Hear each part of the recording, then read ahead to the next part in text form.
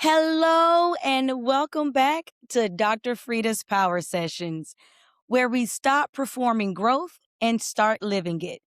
I'm Dr. Freda, and this is a space for real conversations about self trust, emotional intelligence, and what it actually takes to lead yourself through life and love.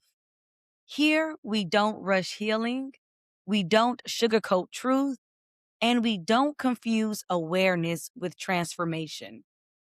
Power isn't about having it all together. It's about being honest enough to show up differently with yourself first. Now, every session is an invitation to pause, reflect, and choose alignment over autopilot. Now, let's get into today's power session.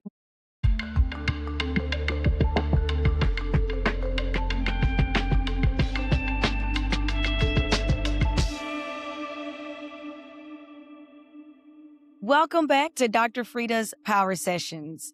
Today's conversation is about something that sounds poetic, but is actually deeply practical. And we're talking about healing from within, the art of coming home to yourself. Now, let's be honest. Most of us don't leave ourselves in one dramatic moment, but we do leave ourselves slowly.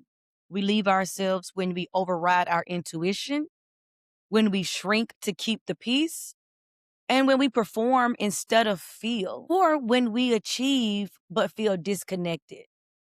Coming home to yourself is not about becoming someone new.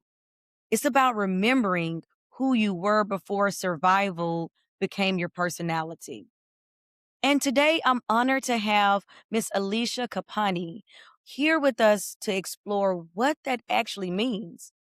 Not spiritually bypassed, not Instagram quoted, but embodied.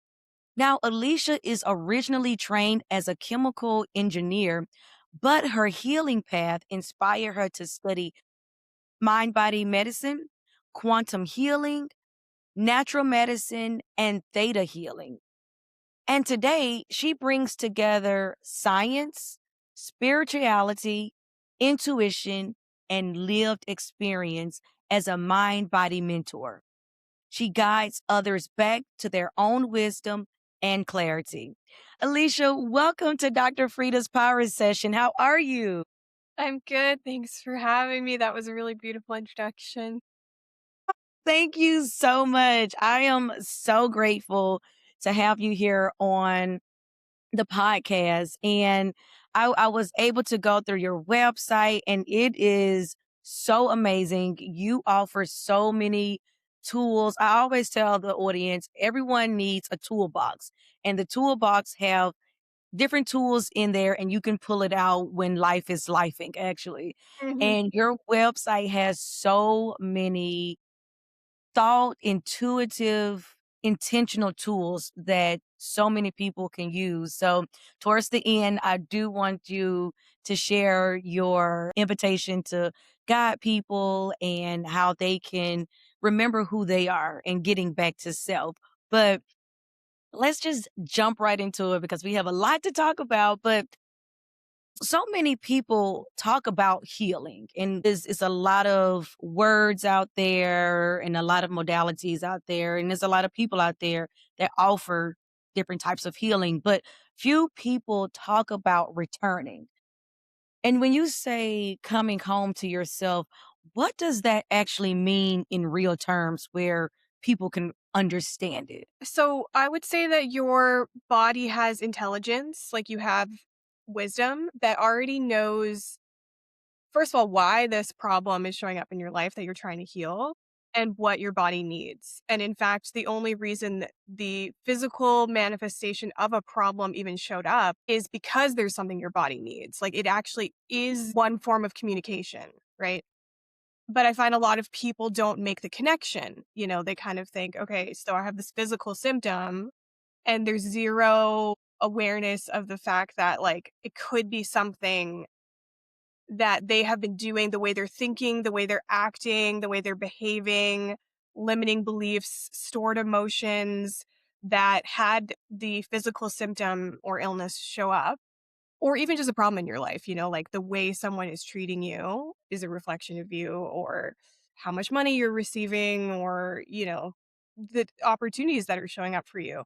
So coming home to me means that you are honoring your wisdom more fully, you're honoring your body more fully when it's communicating with you. And it communicates to everyone differently. So, like, if you're really sensitive, then maybe you will feel something in your stomach, like a sinking feeling in your stomach, a heaviness that your body's trying to tell you, like, don't do this, or a lightness that your body lights up when you hear about something. And it's like your body's way of saying, oh, do that. Right. Some people, I'm also claircognizant. That means like you just get a knowing. Sometimes you Mm. just know, like, okay, I can't trust this person, or this is not, I'm not meant to take this course. I'm not meant to work with this person. Like, it's clear. It's like a clear yes or no. And Yeah. then there's, like, some people that are clairvoyant or clairaudient, so they'll see things or they'll hear things or whatever. But I find a majority of people are, at least, you can call it clairsentient or claircognizant. They just get a feeling or a knowing. They get like a gut feeling, you might just call it that. So coming home would be like you're actually going to honor that more fully. You're not just going to ignore it because you think like it's not important. There's a lot of reasons why people ignore it. There's also like they just don't trust it. That's what I was gonna ask because I think we're all when people say I'm an empath, I think we're all empathic, but I think that we don't a lot of people don't trust themselves or their intuition. And so with so much clutter that is distracting us from sitting with self, getting grounded, sitting back within ourselves, how would you tell people you work with and people in general how to honor their abilities, for lack of better words, so they can trust themselves, that first step to getting back to self? Okay, so there's a few things. So you can't actually force yourself to trust. Like, let's say you're carrying a lot of fear. You are going to be scared that, like, you're not going to receive money, or this isn't going to get taken care of unless you do something about it. Like, you're not trusting when you're in fear or when you're Mhm. triggered. So the first thing you have to do is you actually have to welcome the fear or the trigger or the emotion so that it dissolves. And you will notice that, like, let's say you were feeling fear, you welcomed it, you dissolved it. You'll notice that you just feel peace now. Because when you're Mm, no longer scared, you don't feel scared. So therefore you feel peace, and you just have this trust naturally that, like, this is going to get taken care of, like everything's going to be okay. I'm resourced, I'm abundant. So what I say to people all the time is, like, I truly believe that the truth cannot be threatened. mm, So therefore, if all we did was just dissolve our limiting beliefs that are in the way, I think we would all actually come to the same truth. mm, Like, I once I dissolved a lot of fear, I just kinda had this feeling that, like, abundance is my birthright. And, like, maybe mm, someone else doesn't have the same words, but, like, on some level, when you dissolve the fear, you will just be like, "Okay, I'm not scared on how I'm gonna be taken care of, so on some level, I just know I'll be taken care of." And you might not use the words, "Abundance is my birthright," but you'll just, like, trust that, like, I will be sourced. mm, That's the first thing on how someone can trust themselves more. And then the second thing is, like, you actually need to allow yourself to know what you know more fully. But it's not a coincidence. Every time that, like, you had a feeling about something and then you were right, it gives you more evidence. An example is, like, I don't know if you're watching Love is Blind right now, but I literally just we watch other, like, reality shows, but not that one. so good, but I just posted this video because when I was watching the show, this guy said that he had 4 knee surgeries. And in mind body medicine, the root cause of knee pain is, like, you're kind of stubborn, you're a little bit of an ego and pride, right? And so when I heard that he had 4 knee surgeries, I was like, okay, he must have a huge ego and I would never date him. Like, that was my first thought. And that was before they had showed anything about his personality, right? And then the season goes on and then you see he has a huge ego, right? And so it was just so validating for me. And then I posted the video, and then in all the comments, everyone was like, "My God, you're so right. Everyone I know that has knee pain is, like, stubborn or has, like, a huge ego." And so That's what I mean. You have to allow yourself to know what you know for it to strengthen, because then you're not going to get new information if you're not even letting in the current information that you're getting. Yes. I love that. And I like to teach people too, when you said this earlier about questioning your limiting beliefs. I don't know why people are not curious about themselves. I feel like we're so curious about other people and things outside of us that we take away from ourselves. But get curious. Why are you thinking like this? Why did it pop up? Why does it keep popping up? Why do you keep attracting the same type of person in a different outfit? Like, Right. why? And sometimes people be like, well, this person is doing it to me. No, you're doing it to you. You are the creator in your world. And people have to be more cognitive of what they're saying. And I think when if we give proper definitions to the words that we're saying, it'll have a different type of meaning, right? And so I concur with everything you're saying, everything you're saying. But no, I do not watch Love Is Blind. We've seen one season of it, and then we just never came back to it. But we watch other shows that I always like Alicia, I swear I said one of these days they're gonna have me on there coaching these people with emotional intelligence. We watch Yeah. we watch all the housewives except for Oh, Utah yeah, and yeah. Miami. And then yeah, I definitely and we watch Love at First Sight. No, Yeah. Married at First Sight. So it's a lot of work for us to do out here. But you made a mention about the mind-body connection, and I definitely concur with that. I work with chiropractors and acupuncturists who always talk about, which organs affect which emotions and things of that nature. In your from your knowledge, what role does the nervous system play in feeling disconnected from who we truly are? And how does that show up physically in our lives? Yeah. So, okay, so I find that like most people don't have like their go-to way of processing their emotions. So then when their nervous system is getting triggered, a lot of people I find try to stay in the mind, right? And then Mm, they think that that's how they're working things out. And even when they're upset, they're communicating from the mind. These are my thoughts on what happened, not dropping into the body and feeling what they're feeling so that they're expressing their authentic expression from the heart, like, this is what I'm feeling, you know? It's not really even coming from the words, like, you might say, like, 3 words, like, "Feel disappointed," "I feel mm, not met," or something, you know? And it's, like, just a few words.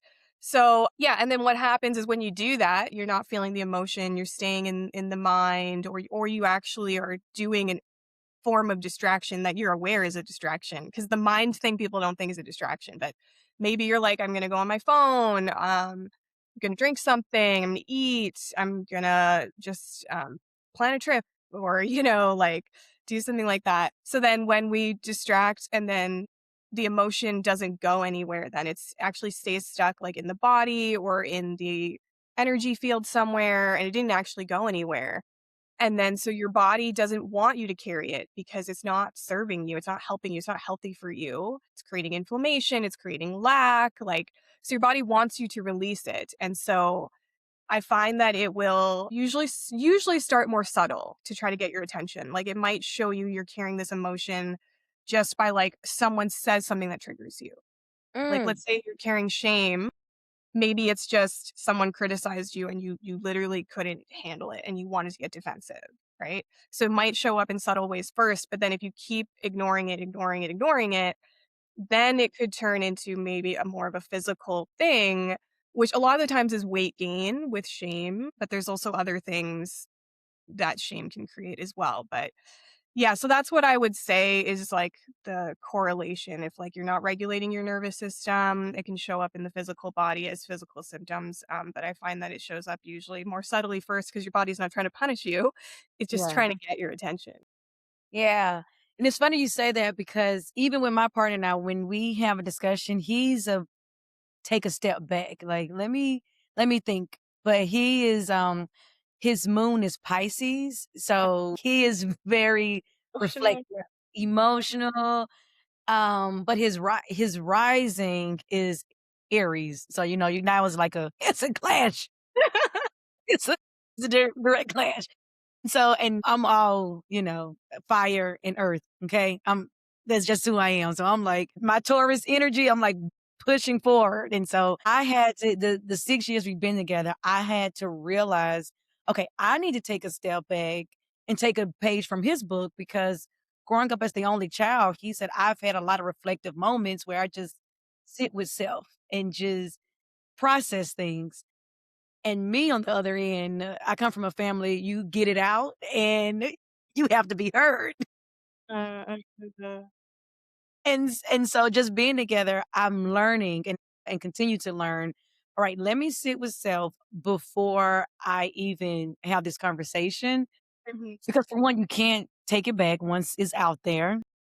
And then to your point, I really want to understand, what am I feeling? Am I angry or am I disappointed? Am I sad or am I really embarrassed? Like, what am I really feeling?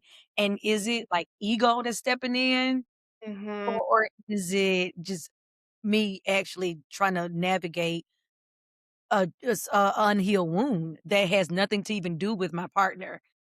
Yeah. Because sometimes we do like to drag on things that unheal, and sometimes we punish our partner or our friends or whoever is in our immediate vortex, right? And so we don't process what we really need to process. So I now take a step back in how I approach things, specifically the people closest to me, because Mhm. by default, those who we hurt the most because they're the closest to us. I'm rereading this book right now, so it's my favorite book, and I've read it once. It's called The Awakened Woman's Guide to Everlasting Love.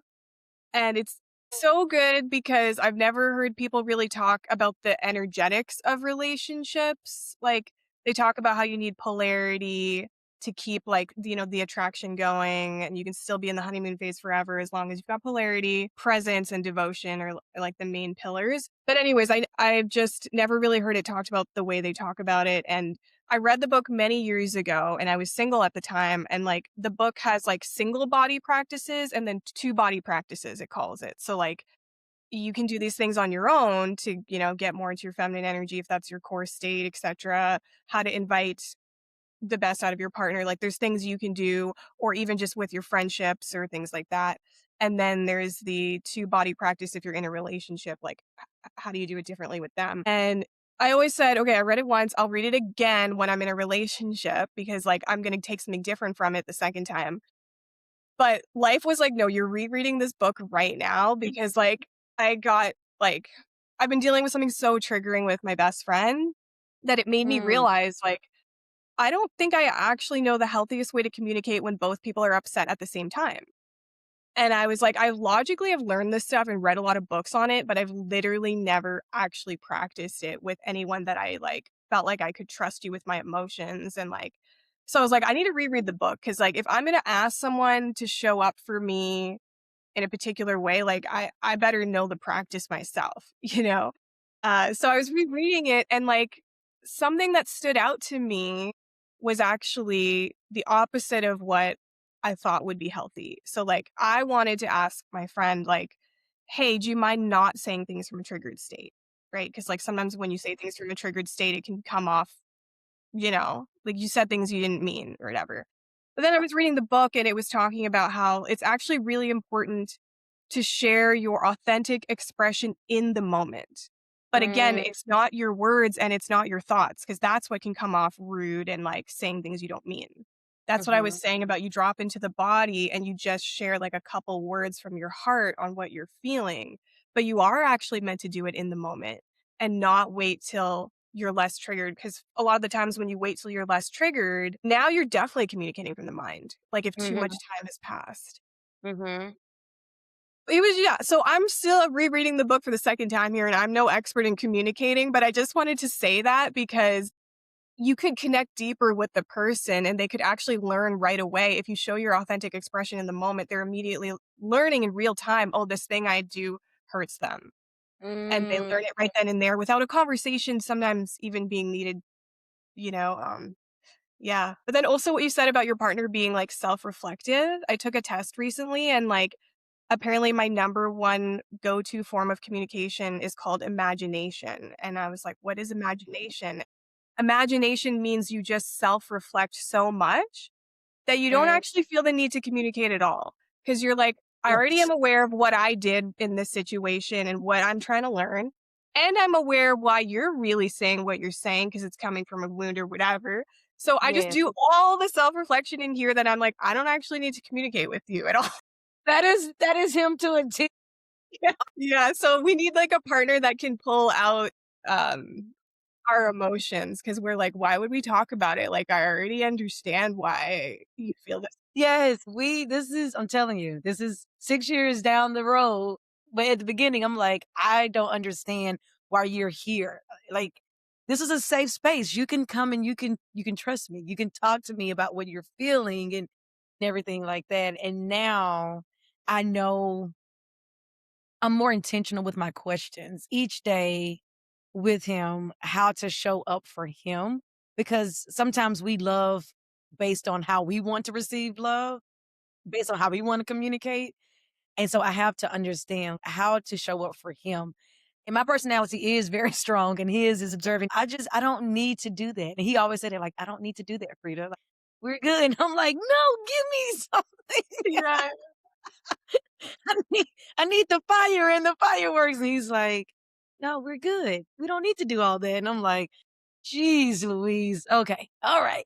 But one of the practice that I've started doing and is so helpful for me to understand what I'm feeling is I use a statement is I feel what? Because when we're taught to your parents or your guardians or anybody tell you, what do you feel? And we say, well, we feel sad. And then that's it. But why? We never continue the why we feel sad. And so now I say in the moment, if I'm feeling like overwhelmed, I'll say, feel overwhelmed because I choose to believe that I am going to make a fool out of myself when I get on stage and speak. And so my brain is understanding that's the feeling, and the feeling is attached to the belief. And then Mhm. that helps me to understand where that belief is coming from. And then I start getting curious, like, that belief came from when I was a child and I did embarrass myself and people laughed at me and I subconsciously don't want to do it again and don't want to relive that moment. But it Mhm. helps me to, like, when I verbally say it, I can hear it outside and not just like feel it. And Yeah. so it helps me and it's been helping me. And I've been using it on my clients as well, Mhm. who's one of them had like a difficult relationship with their parents and they went on a vacation with them. And I was like, each moment, I don't care if you have to do it 20 times a day. Say that statement to yourself out loud in the moment. They don't know what you're talking about. They're not aware. So it's fine. You just say it. And we got back the next week. She was just like, it worked so well. It helped me to just get through the week with them, but it also helped me to reflect on why I'm really angry Mhm. with them at that moment. And it took her back all the way to her childhood when she was 7, 8 years old. But I'm realizing you have to complete that loop in your brain because yes, you feel sadness. I even have an emotional wheel that I use with my students. Yes, what do you feel? Name it. But why do you feel that way? And so I'm starting to realize that bridging that loop is helping me anyway. And I use it on my partner who likes to sit with himself. Yeah. What I like about what you said, because you're some people might misinterpret like, "Oh, the reason why I'm sad is because you did this." But no, Mm-mm. you're actually reflecting on the real why, which Yes. is which is something actually internal. It is not about the other person at all. So that's what I like that you're doing in that. I always tell people if you want to be the victim, then you're giving your power away. And it's also absolving you from taking action or being accountable. But when you start questioning the why behind what you do, what you say, your external is going to start to reflect what you internally believe you feel or deserve or believe. And so that is the beauty of this human experience that we're going through. We are literally we're creating a car as we drive it. And it's just some people have the steering wheel on and some people have the wheels on and but we're all still driving, building this car until we take our last breath. And that's what I like to remind people. We all trying to figure it out. We some people are just more aware than other people. Mhm. But yeah, so with that said, and I alluded to this earlier about how my partner and we were raised kind of differently, kind of we were raised very differently and how you process things. I'm curious from your perspective, how do childhood dynamics shape our ability to feel safe within ourselves as an adult? Mhm. Yeah, so because of our root chakra, which is like safety, security, family, a lot of the times when we're younger, we feel like if we're not doing this, like I literally won't have a roof over my head and I won't survive. So then you learn I have to stay small or etc. Like for me, I'm so afraid to communicate my feelings and ask for what I need because I learned it from every single one of my family members. Like I had a sister with narcissistic qualities, so then I quickly learned, oh, she doesn't like when I get attention, so like let's stay really small. My dad was bipolar, so then he would hold everything in and then explode and like the cops would come to our house all the time and like my mom was like kind of like a robot, like just like really suppressing everything she was feeling when she was feeling so much. And so I learned very quickly from them like you're so intuitive as a kid, like and then you start to like learn from their behavior or learn either you're trying to like just do exactly what they're doing or you're just trying to learn how do I stay safe and, like, have a roof over my head and stay secure. But I actually also noticed that sometimes it's not even childhood. I don't know if you believe in past lives, but, like, some things get carried even ancestrally, like, if your people in your ancestral line went through something, it did get passed down to you if they didn't heal the ancestral line, right? Mhm. So sometimes people miss those things because they're only looking at, okay, but I had such a healthy childhood. Like, I don't understand where this came from. And it's like, maybe it was an ancestral thing, or maybe it was a past life thing, or maybe it was just your interpretation as a child. Like, you didn't get a hug one time. And even though you received lots of love, but you just remember that one time that you didn't get it. Mhm. I do believe in past lives, and I actually had to go through a lot of healing from being in the womb of my mom that was passed Mhm. down through the umbilical cord because my parents divorced when I was 2, but I was holding so much resentment towards men that I didn't even realize, like, I love my dad, but as I got older, like in high school and college and started dating, it was more like a resentment towards men that I don't even know why I resented them because I was like, my dad was, even though they were divorced, they was always in my life. But my mom never remarried. She only, dated a couple of people here and there, nothing serious. But I realized that I picked that up from her before I was even born. And so that is very real.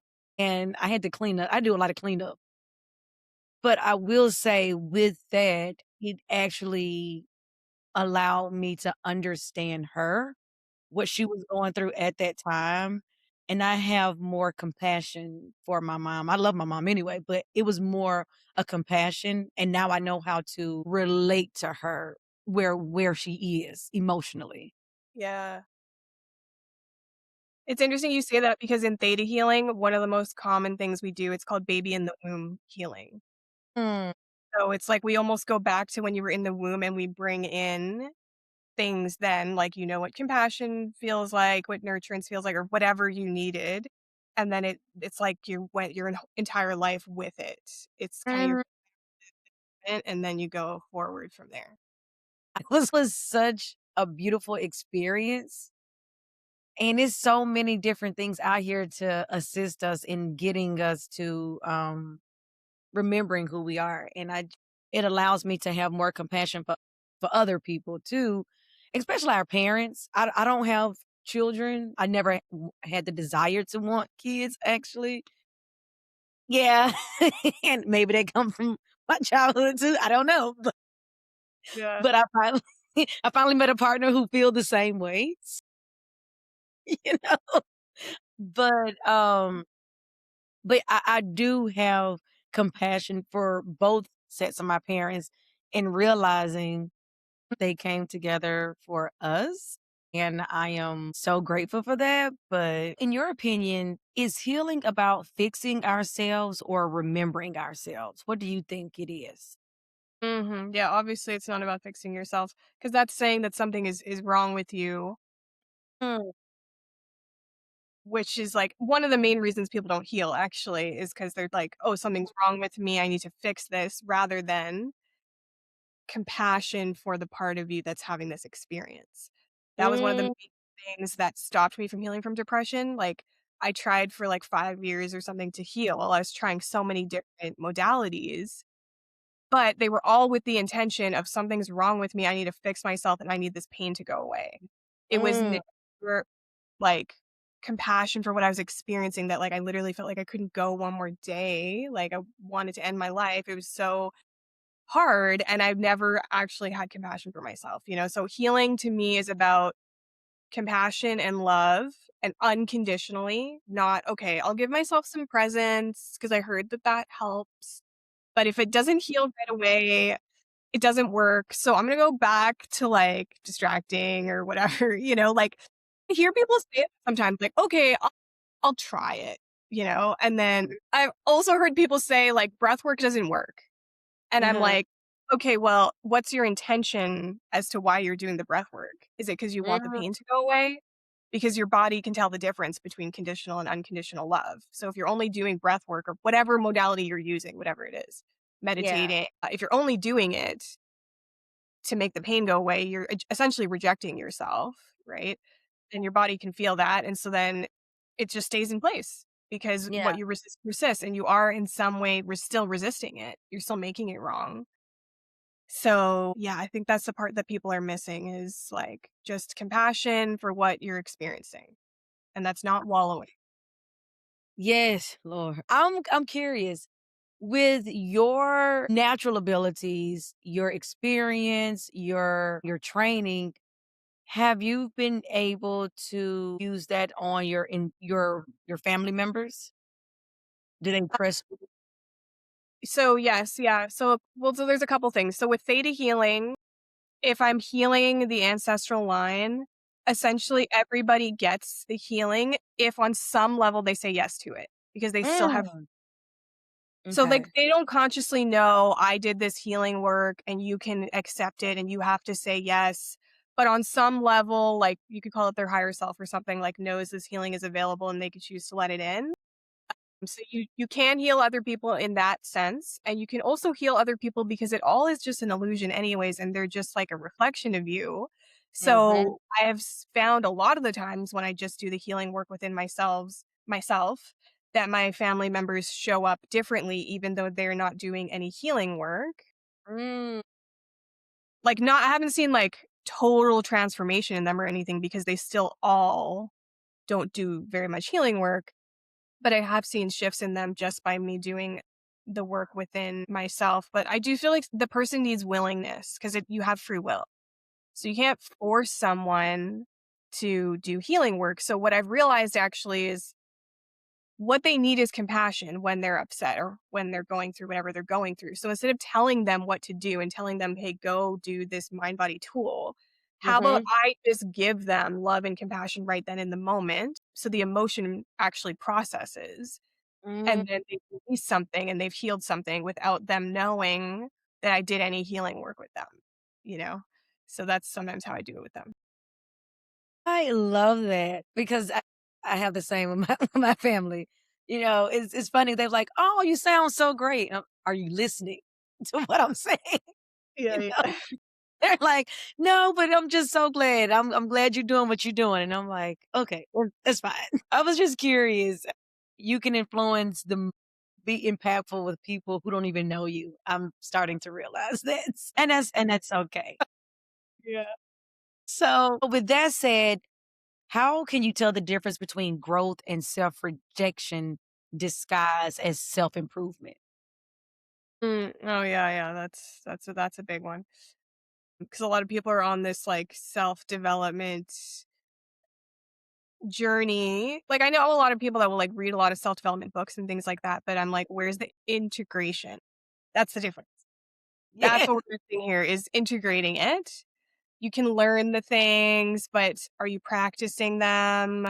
Mhm. So that's what I would say is the biggest difference. And it's like, why are you doing it? Right? Are you doing this because you really feel like you're not good enough unless you do these things? And so you have to improve and you think you're not worthy unless you improve yourself? Or Mhm. is there a bigger why? Like, I don't know, my why comes from it's hard to even put it into words because it's like just true devotion to like as Mm. soon as I find out that I'm doing something that isn't for my highest and best or it's not loving, I'm so committed Mhm. to doing that thing. And I don't know exactly why it's so important to me, if it's just because I know it can create illness or if I really care about just healing everything I came here to heal and also it heals the planet because you're Mm. increasing the consciousness and the vibration of the planet when you heal yourself. I don't Yes. even know exactly why I have such a big why, but it is just you can tell that it's like a value. Like there's no way that if I found out I'm doing something not loving, that I Yeah. would suppress it. And so I would ask people that, like, what is your why are you actually doing it? And then maybe if you'll be able to tell, oh, like, I actually don't think I'm gonna get love unless I do this. Yeah. That is so true because a lot of people do things to self-healing for other people. It's not sustainable true change. And before we end, I just want to ask you one more question. What are some daily practices that actually can help someone strengthen their inner home and just not temporarily feel good? And I know you said you mentioned like understand the why, but what are some other practices that they can integrate now besides just reading the self-help books? Which is nothing wrong with them. I'm just saying. Yeah. So my go-to mind body tool, I call it the ABC tool. It's just 3 steps: awareness, breath, conscious choice. Mm, Essentially, every time you're triggered, you bring awareness to what you're feeling. So you're not in the mind, you're not analyzing, you're in the body. Because if you're actually triggered, you feel discomfort somewhere in the body. So it's there. mhm, So just bring awareness to where. Really try. Like sometimes you're like, okay, I'm not exactly sure where, but just if as long as you're trying to bring more awareness within rather than mhm, or trying to distract, just more awareness.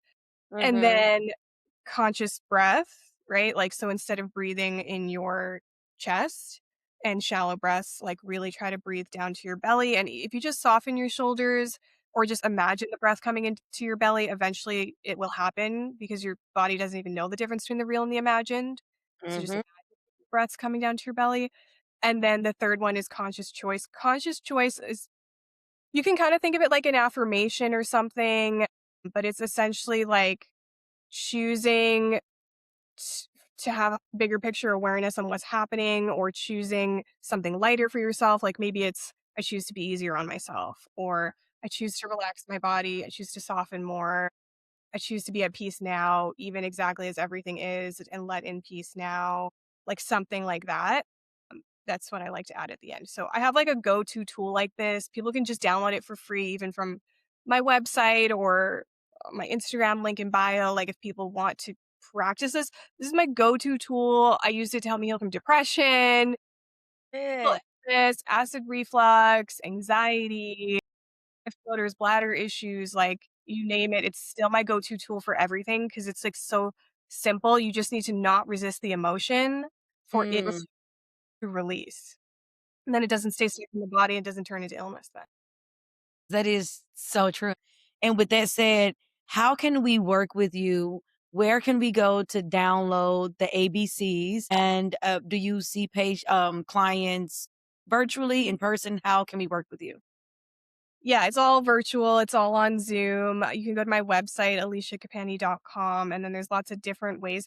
I even have just like a free resources section, and that's where you could download the ABC tool. I also have a book if you want to start there. It's on quantum physics, which you might just think doesn't relate, but it's about how your consciousness is creating your reality. So if you want to understand that. I just have DIY courses if people want to start small, or you can either work with me privately or in a group setting with like a community. So you can find me there. And then I'm also on all social media platforms. If you just search my name, Alisha Kapani, you'll find me. I'm mostly on Instagram, TikTok, also have a YouTube channel. Yes! Oh my gosh. Alicia, it has been such a pleasure to just speak to you and get your knowledge. You have so many jewels that you bestowed upon us. And like I said earlier, we all have a toolbox. Her information, her book, and it does relate, just side note, it does relate. Her book, her free resources, her group. Um, is everything on your website that we can work with you, schedule a one-on-one, join the group? So I will have it in the show notes, but this is an opportunity to remember yourself, to not wait for another situation to happen. This is the time. The time is now. That's how the present work. So in closing, I often teach that our beliefs are the blueprint, our emotions are the builders, and our thoughts are the materials, and our behaviors construct the house that we live in daily. So when we built a house from pain, coming home can feel unfamiliar. But coming home to yourself is not a luxury either. It's the foundation of every relationship, every boundary, every decision you make. And if you're not home within, you will search for home in people, in relationships, in jobs, in everything external. And that is a contract that will never end well. So again, thank you, Alicia. Thank you again for tuning in to Dr. Frida's Power Session. I will see you all next week.